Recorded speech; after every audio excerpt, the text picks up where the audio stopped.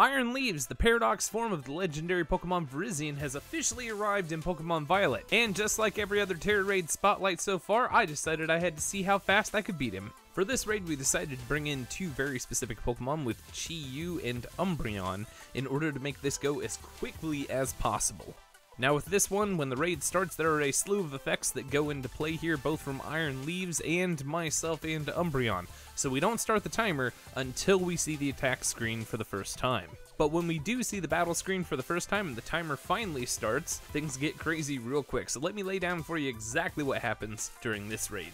The very first thing to happen is for Chi-Yu to use Taunt, making it so that Iron Leaves can't use Swords Dance and absolutely obliterate us. And at the same time, UMBREON is going to use Reflect, which is going to make it so that Iron Leaves attacks do far less damage than they normally do. During turn 2, Chi-Yu uses Nasty Plot to boost his attack, and at the same time, UMBREON uses an Attack Cheer to boost the attack of all of our allies on the field.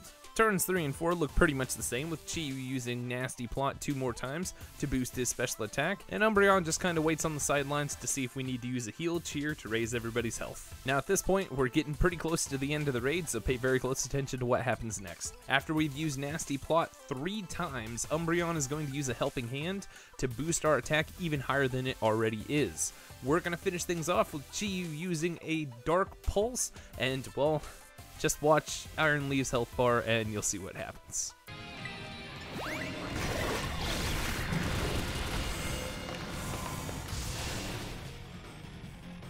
And just like that, Iron Leaves is defeated in one shot in a time of 1 minute, 1 second, .75.